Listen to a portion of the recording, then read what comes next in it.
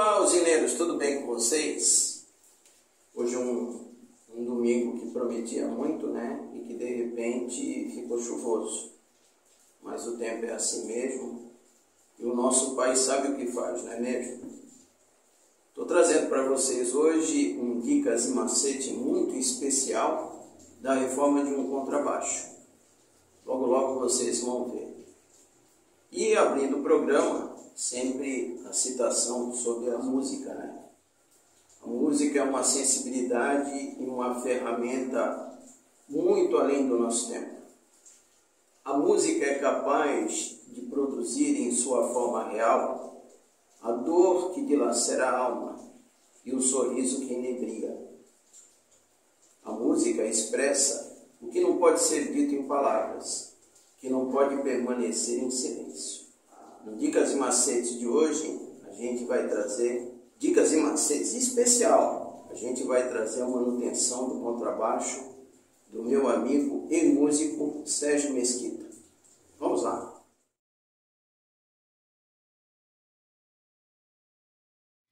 Então, gente, estou fazendo a manutenção no baixo do Sérgio Mesquita. Para os cariocas, Sérgio. Esse baixo ele veio todo preto, pintado de pincel, né, na cor preta, danificado. Os humbuckers quebrados aqui, né? Esse aqui eu arrumei. A base aqui da ponte foi restaurada também, porque estava muito danificada, enferrujada. A parte do jack, né? Cromei preto. Para ficar no padrão, né? O baixo agora na cor madeira. Dei duas camadas finas laqueando, mantendo a cor da madeira, depois dando uma polida com uma massa 3, massa 2. E agora, nesse último trabalho, né, aqui é o corpo, depois eu vou mostrar para vocês o braço, ali o esquema, né, da captação, que eu estava montando aqui. Deixa eu virar aqui, porque gravando com uma mão só, aqui dentro da gaiola de Faraday, que nome bonito, né? Procurei fazer a isolação com a fita de cobre. Essa fiação todinha nova, renovada, um esqueminha bem mais limpinho, porque infelizmente os potenciômetros que estavam aqui estavam danificados, estavam abertos, tinha alguns com fuga. E para você pegar um potenciômetro mais antigo e fazer limpeza, reajustar, não vale muito a pena, é muita perda de tempo. Então, a gente pega potenciômetros mais novos, né? Esse aqui é um potenciômetro de 250K B, que é o potenciômetro de tom. Lembrando que é 2 de tons e 2 de volume, né? Feito direitinho. E depois desse trabalho todo é feito a tampinha, né? O escudinho, que depois é feito o trabalho da pintura nele e polimento, porque ele vai ficar preto, ele não vai ficar acrílico transparente, ele vai ficar preto, né? Para dar o acabamento certinho. E é isso, né? Procurando fazer o trabalho com calma, porque é um trabalho muito minucioso de restauração de um instrumento que praticamente estava, vamos dizer assim, com muitos defeitos, muitos problemas, né? Você vê pela luz aí o brilho que foi levantado. Não está aquele brilho 100%, porque a laqueação é uma coisa que requer que o tempo esteja totalmente seco e tal, mas fazer um trabalho bacana. E eu estou fazendo esse vídeo porque o Paulinho Avelino falou: olha, quando você fizer a manutenção do baixo, Jota, você grava, esse vídeo é muito importante aí pra gente. E daqui a pouco eu mostro o braço, ok? Bom, aqui como eu falei para vocês, né, o braço do contrabaixo, né? Um braço também que deu um trabalhinho para fazer limpeza, ó a porosidade. Aí é o buraquinho dos parafusos, né? Onde vai as tarraxas. Mas aqui, ó, prestem atenção. Aqui, ó, foi tudo lixado e laqueado. Agora eu preciso uma lixa d'água, uma lixa 1200. Dar o trato. Os trastes também foram todos nivelados, porque estavam com dano. Tá vendo aqui um dano? Tava pior, tava bem pior. Mesmo assim ainda vai ser lixado aqui, vai ser nivelado. E o lixamento vai ser na madeira, para tirar os supostos desnivelamentos, né, da base da madeira, para que eu possa dar o polimento. Então, depois que der o polimento tudinho direitinho, esse braço vai ser encaixado naquele corpo, ser parafusado, né? E aí vocês já vão ver com o escudo aqui, com as tarraxas, a corda, e eu regulando a altura das cordas e tudo, timbrando, e aí vai ser o produto final, a entrega final de todo esse trabalho aí, tá? É uma pena que eu não gravei desde o início, porque não houve tempo hábil para isso, né? Muitas coisas a se fazer, e geralmente eu pego na parte da noite para fazer esse trabalho. Mas enfim, vai ficar legal, e aí eu vou trazer o trabalho final, tá? Trabalho final aí do contrabaixo do Sérgio Mesquita, ok? Meio de grava aqui atrás, o escudinho feito, né? Tudo bonitinho, o escudo do braço, tá? Agora a gente vai ligar aqui o amplificador.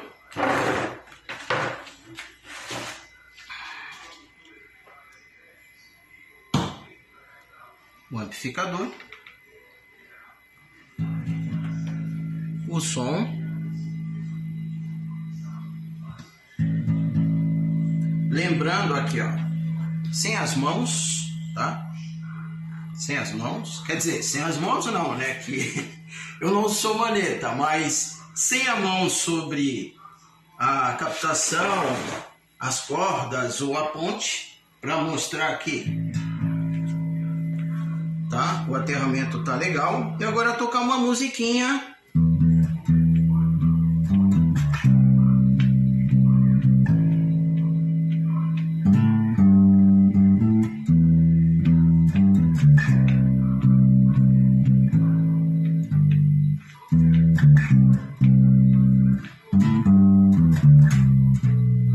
Tá vendo? Bacaninha o som. E graças a Deus, agradecer a Deus por mais um trabalho, tá bom? De restauração de um instrumento. Como sempre eu falo, o instrumento tem vida, né? E esse aqui foi um que estava entre a cruz e a caldeirinha e foi ressuscitado, tá bom? Recuperei a parte da madeira, veja que tem os veios da madeira muito bonito. Esse baixo aqui é chato, mas eu não consegui gravar porque não tive tempo hábil para isso, né? Mas ele estava pintado todo de preto a pincel. Isso aí pode conferir com Sérgio Mesquita, o dono desse baixo, que ele vai dizer como estava. E agora, mostrando o baixo aí recuperadinho, né?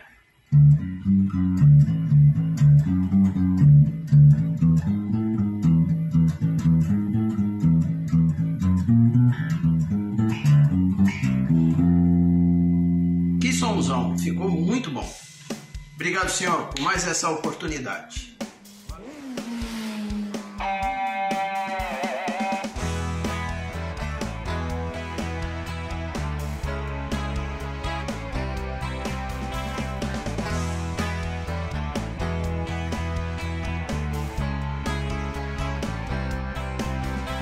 Momentos bons, outros nem tanto, desanimei.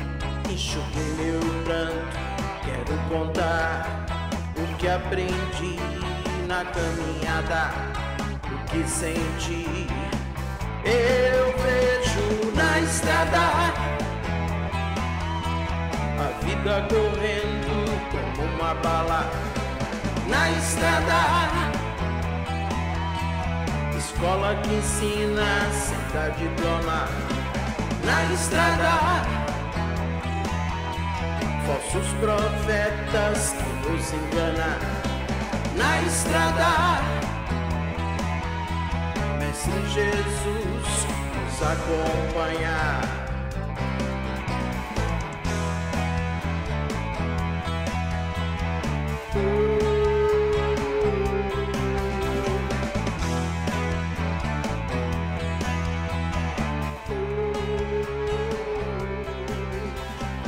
E aí, o que vocês acharam? Legal, né?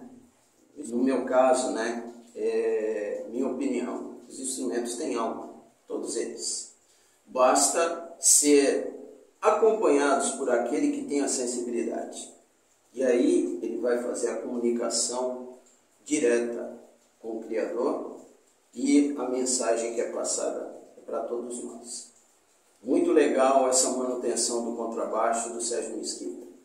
Que ele possa aproveitar sempre e possa dar o seu melhor para traduzir aquilo que ele pensa, aquilo que ele sente nas cordas desse instrumento fabuloso. Bom, na sequência, nós temos dentro do projeto SCVV, trazemos aí o Nicolas Novaes. Nicolas Novaes é um psicólogo humanista e o Paulinho fez uma externa, o Paulo Avelino fez uma externa muito legal e nos mandou. E ele traz, né, reflexões e esclarecimentos importantes da área da saúde. Então a gente agora vai dar essa conferida nesse podcast, essa externa que o Paulinho fez para a gente, trouxe para a gente com muito carinho. E antes de mais nada, agradecendo aí a força e o apoio de várias pessoas que nos assistem, se inscreveram no canal, dão o seu like, fazem os comentários. O Eduardinho, que participou do FEMOeste nas 2 edições, também um grande beijo, um grande abraço. São pessoas que sempre nos acompanham e todas aquelas engrenagens que assistem e que comentam com a gente ou na rua, ou na igreja, ou no lar espírita, que é muito importante isso, né? E esse estreitamento da comunicação. E como o Paulinho sempre fala, vamos plantar esperança, trazer esperança através dos relatos desses profissionais que sempre aparecem aqui no podcast, tá? E em breve algumas novidades que estamos trazendo aí no canal. Então com vocês agora o podcast do Nicolas Novaes, psicólogo humanista, beleza? Grande abraço, valeu!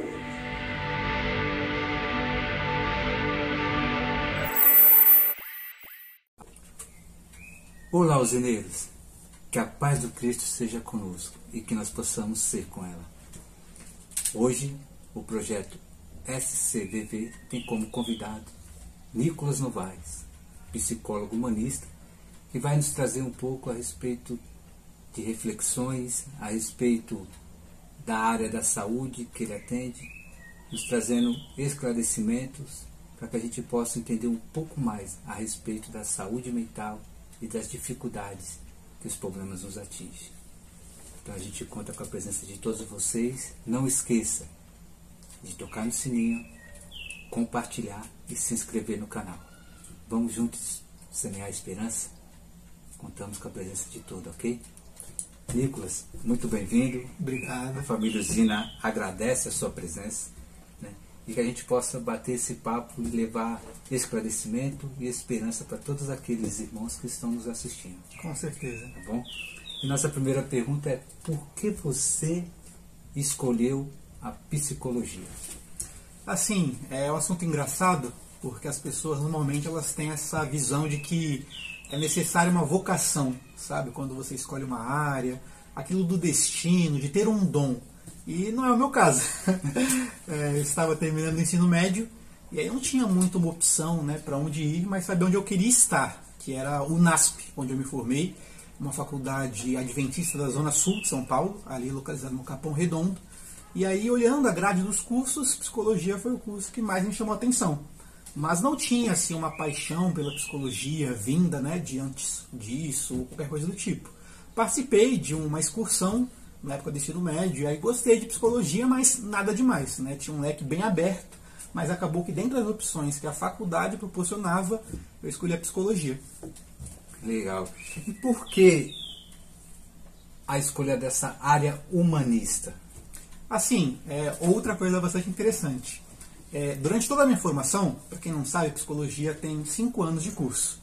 E dentre todos os 5 anos, eu fui muito adepto da psicanálise. Psicanálise é uma corrente teórica da psicologia, que o principal autor é Freud, por mais que tenham outros autores, mas o que mais as pessoas conhecem é Freud, né? Então, me interessei muito por psicanálise, achava que tudo que eles falavam e que tinha de teoria fazia muito sentido, mas no último ano eu não pude atender através dessa abordagem.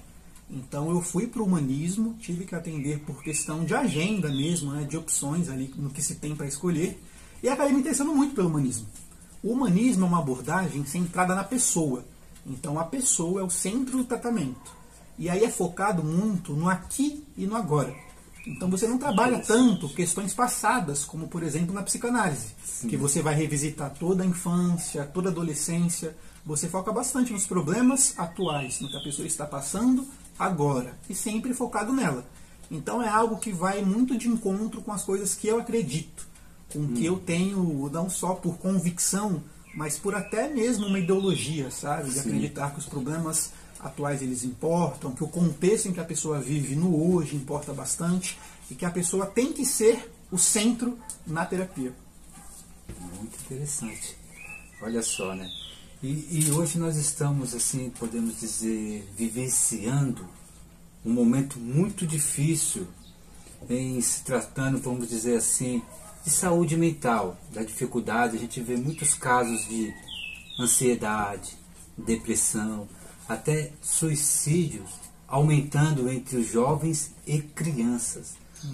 O que você poderia dizer para a gente, Nicolas, trazendo para a tua área da psicologia humanista, que a gente possa auxiliar aqueles irmãos que nos escutam, que ao ouvir, de alguma maneira possa ajudá-lo a entender, a compreender e até a buscar o profissional correto, né? Porque a gente tem uma dificuldade muito grande em se tratando de saúde no nosso país, né?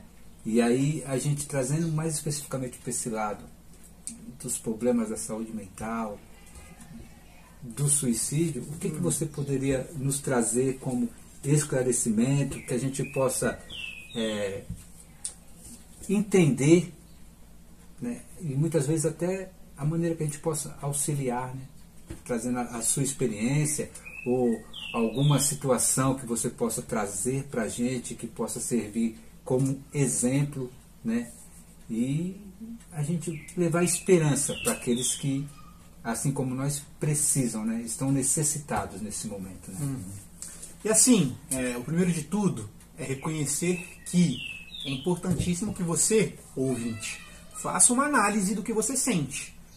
A vida é muito corrida, nós trabalhamos muito, e aí acaba faltando tempo para tratar dos sentimentos. Então às vezes você acha que não tem tempo para procurar um médico, para procurar um psicólogo, para procurar um psiquiatra. Então não deixe para chegar num quadro clínico já agravado. Se você se sente deprimido, se você se sente sem vontade de sair de casa, de só ficar na cama, falta de vontade de conversar com as pessoas, procure uma ajuda.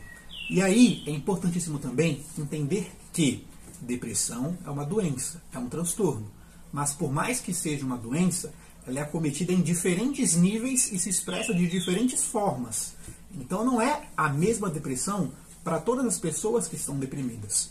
Nós estamos, por exemplo, no mês de setembro, que é o mês do combate à depressão, do combate ao suicídio, e aí se torna cada vez mais relevante falarmos disso. Então vamos lá. A depressão é ocasionada por fatores externos e fatores internos. O que são os fatores externos, para começarmos?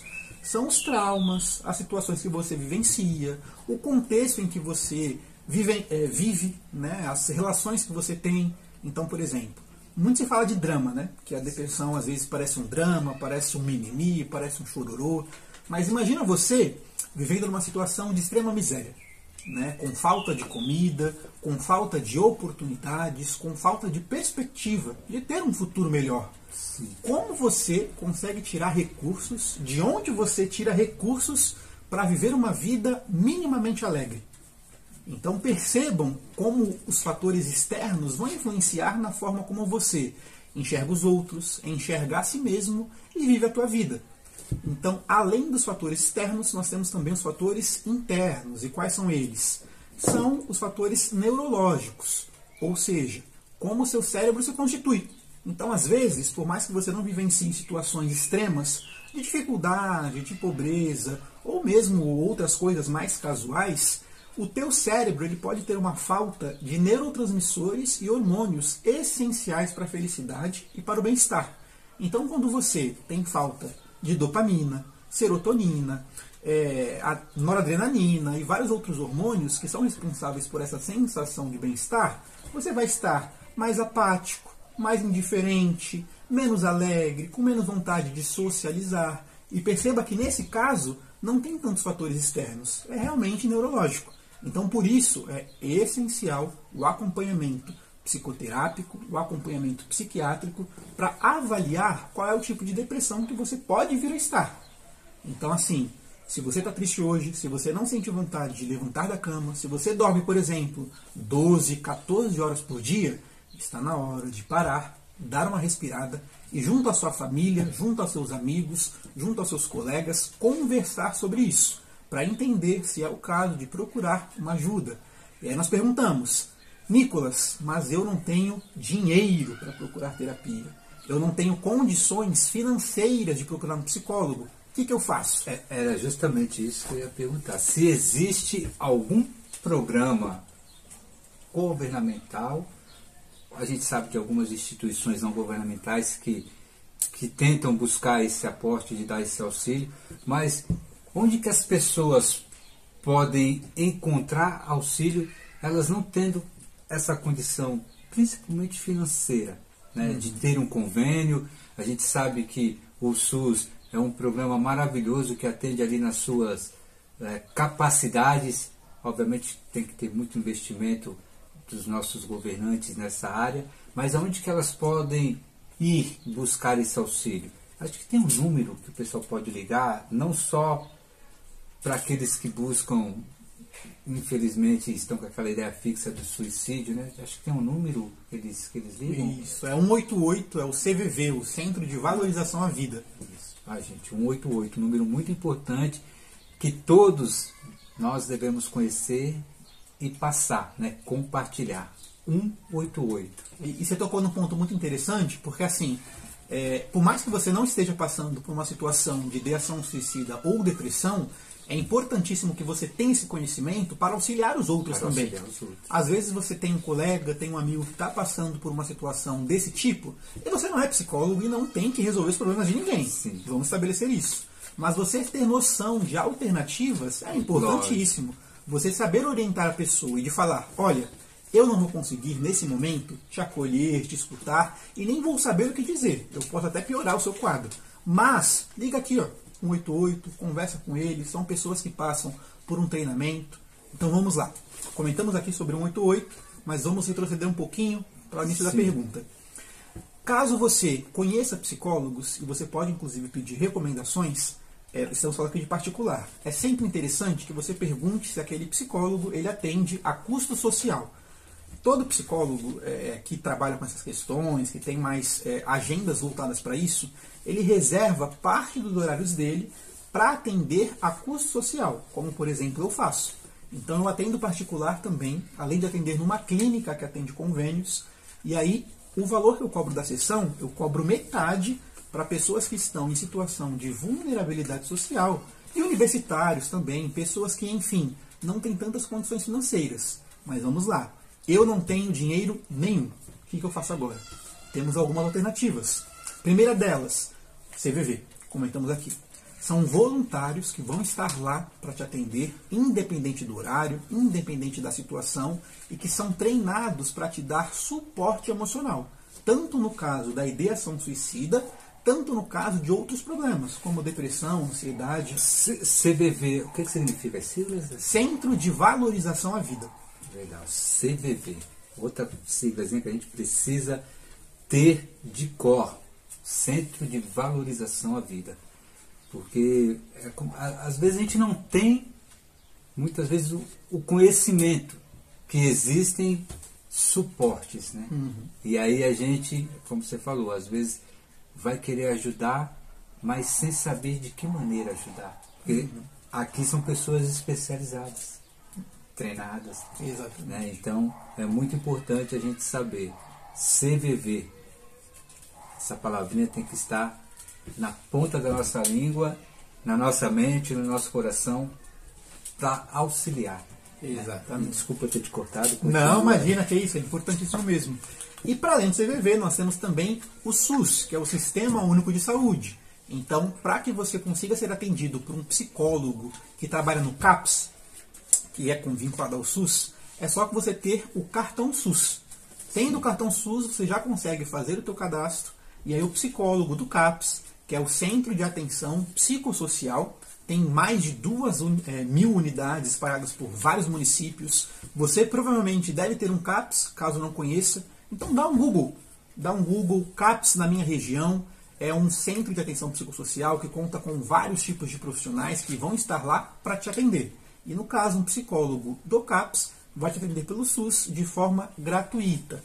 Mas aí, atendo várias pessoas que já passaram por psicólogos do SUS que relatam não gostar muito do atendimento. Por ser um atendimento mais curto, que às vezes demora para que aconteça, né? Essa questão toda burocrática, de agendamento. Nicolas, não gosto. Para onde eu vou? Você tem ainda de opção as faculdades, tanto federais, estaduais e algumas particulares, mas em menor número, que fazem um programa de atendimento gratuito que é realizado por alunos do 9º e 10º semestre de psicologia. Então, esses alunos que já estão em período de formação, que já concluíram praticamente toda a grade curricular, eles vão te atender de forma gratuita em um tempo maior de sessão, no caso, 45, 50 minutos. Caso você não se sinta confortável para ser atendido por um psicólogo do SUS, para ir até o CAPS, né, não queira passar por esse processo um pouco mais burocrático. Mas o importante é, existem alternativas. E basta você procurar, se informar, ir atrás e tomar a iniciativa. Todo passo que você dá é fundamental para o tratamento. Então você tomar a iniciativa e tomar esse primeiro passo vai ser a decisão mais importante que você vai ter. Muito interessante. As opções estão aí. Muitas vezes é difícil a gente conseguir, né? A gente tem muito o que se queixar, né? E a gente tem que olhar de uma maneira mais positiva e buscar, né? Apesar das dificuldades, com as dificuldades, soluções para que a gente possa viver um pouco melhor. Você citou aí a respeito de ideação suicida. Exatamente. O que seria? Explica um pouco para a gente a respeito disso. A ideação, a palavra ideação, é isso de você imaginar, de você fantasiar. A ideação suicida é o quê? Você pensar sobre a sua própria morte. E às vezes tem formas camufladas de aparecer a ideação suicida. Por exemplo, aquele seu amigo, aquele seu colega, que ele diz, poxa, eu queria dormir, sim, 15, 16 horas. Eu queria dormir e não queria acordar. Eu queria dormir para sempre. Eu não queria estar aqui. Isso é uma forma de ideação suicida. Mesmo inconsciente dele, né? Mesmo inconsciente. Perfeito ponto. Então, assim, mesmo de forma inconsciente, como você trouxe aqui, você pode apresentar uma ideação suicida. E nem toda ideação suicida é igual.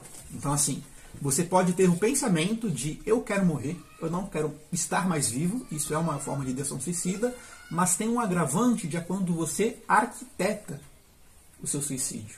Então é algo assim mais pesado de se falar, né? Tem uma carga emocional maior, pode vir a ser um gatilho para quem está ouvindo. Então não vamos entrar muito em detalhe, mas é quando você arquiteta a forma, né, como você vai ou pode fazer isso. Então é importante também que você tenha essa noção de que as coisas elas não são preto e branco. Sim. Tudo é um grande cinza, tudo depende muito do contexto, depende de onde você está, com quem você está, o que você pensa. Então aquela questão de quem vai no psicólogo é louco, ela é errada por quê? Porque cada caso é um caso. Então quem está já nessa parte mais agravada da ideação suicida é diferente de quem se sente deprimido, de quem não quer levantar da cama, de quem não está muito afim de fazer as coisas. E nos dois casos é importantíssimo estar no psicólogo. Você não pode achar que só quando você estiver com esse tipo de pensamento que é para ir. Você tem que já antecipar e começar o tratamento muito antes.